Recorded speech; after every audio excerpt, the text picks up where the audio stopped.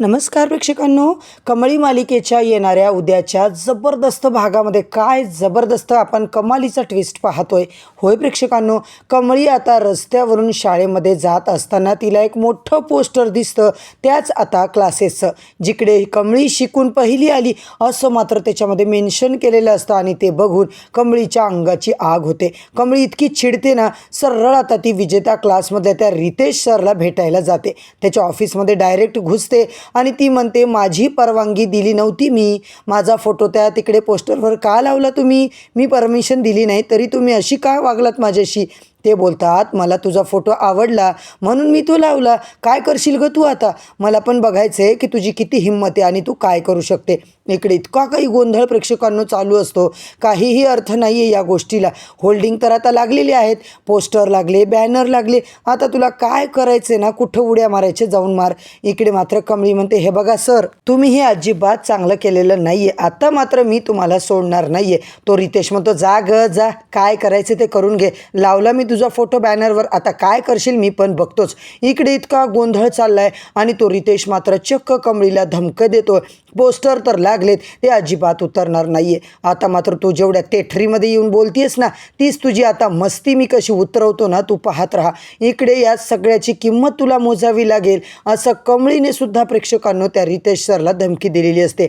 दुसरीकडे अनिका मात्र इतकी मूर्ख, अनिका कॉलेजला येते, सगळ्या पोरापोरींना जमा करते आणि म्हणते, हे बघा, कमळी गरीब आहे, एकदम भिकारी आहे, तिच्या घरी काहीच नाही आहे, ती स्वतः शिकते म्हणते ना, पण ती स्वतः काही शिकत नाही, ती त्या क्लासेसला जाते, ती गरीब आहे ना, मग एवढ्या लाखोची फी तिला कशी परवडते. तुम्हाला कळतंय का, अरे ती किती खोटारडी आहे माहिती आहे का. अनिका मोठमोठ्याने खोटारडी खोटारडी, चिटर चिटर जोरजोरात ओरडत असते. सगळे पोरं आता अनिकाची साथ देतात. अनिकाची मैत्रीण मात्र त्याचा पूर्ण आता व्हिडिओ रेकॉर्ड करते, सोशल मीडियावर असा काही व्हिडिओ व्हायरल करते.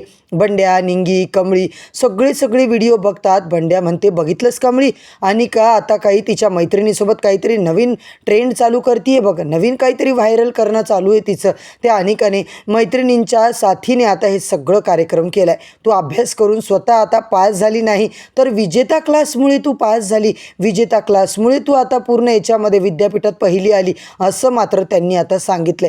कमळी म्हणते, काय या अनिकाचं तर अशी मस्ती उतरवते ना, मी पण ठरवले आता मी काही मागे हटणार नाही आहे. आता कसा त्या विजेता क्लासच्या ओनरला मी धडा शिकवते ना, कसं ते पोस्टर नाही उतरवायला लावलं ना, तर माझं नावसुद्धा मी कमळी लावणार नाही आहे. आता मात्र प्रेक्षकांनो, इकडे कमळी लायब्ररीमध्ये अडकलेली असते, ऋषीसुद्धा तिकडे असतो. कमळी तर फडत असते की लायब्ररीतून कसं निघायचं.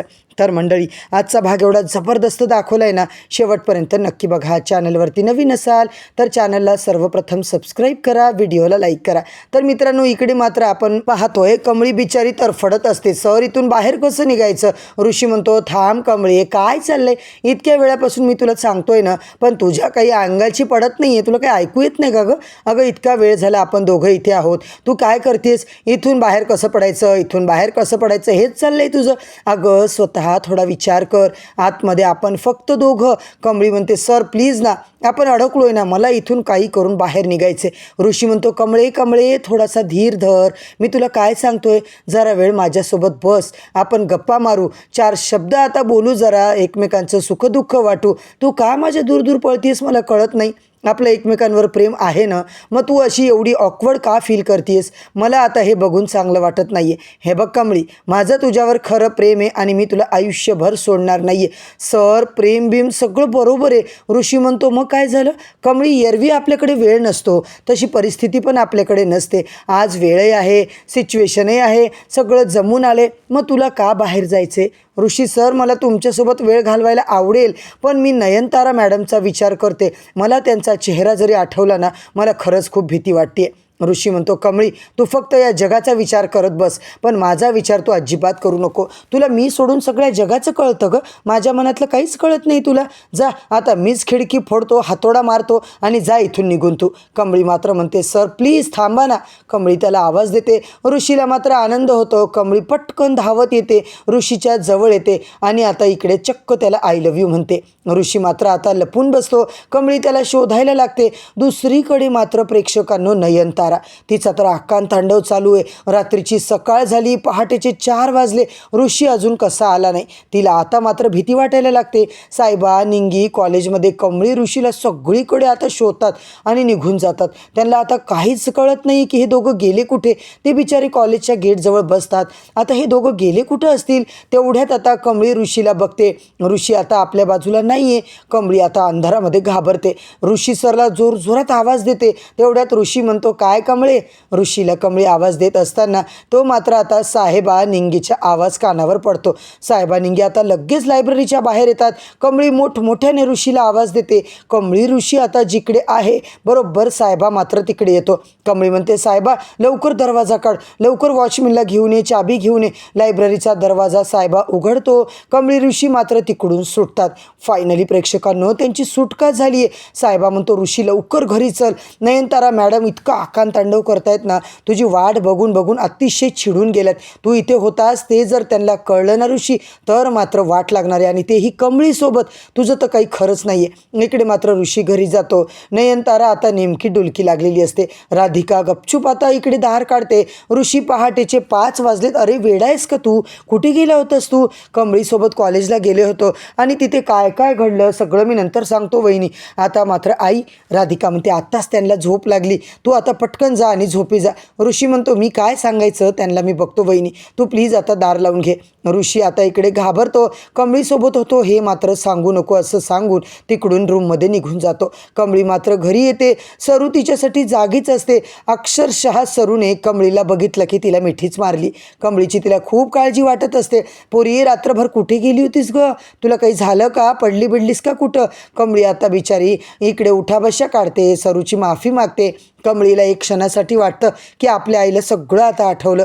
कमळी बिचारी रडायला लागते. सरू मात्र म्हणते, अगं पोरी मला कुठे सोडून जाऊ नको ग, मला न आता असं वाटलं कोणीतरी माझ्या पोरीला मारणार आहे, तू असं मला सोडून जाऊ नको. कमळी बिचारी उदास होते.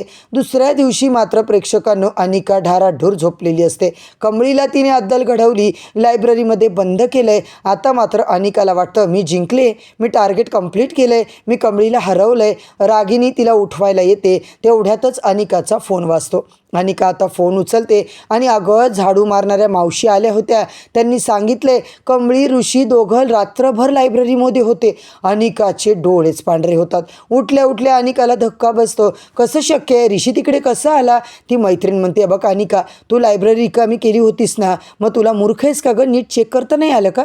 अनिका म्हणते, अगं मी नीट बघितलं होतं, पण तो ऋषी तिकडून कसा आला. म्हणजे त्यांची रोमॅन्टिक नाईट झाली की काय. ती मैत्रीण म्हणते, हो ते दोघं रात्रभर सोबत असते. इकडे मात्र अनिका प्रेक्षकांना आता घाबरूनच जाते.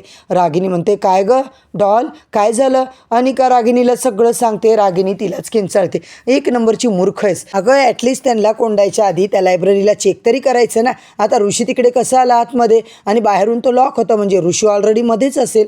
दुसरीकडे प्रेक्षकांनो ऋषी मात्र आता इकडे झोपलेला असतो. नयनतारा आता उठते. ऋषीला 1000 प्रश्न करते.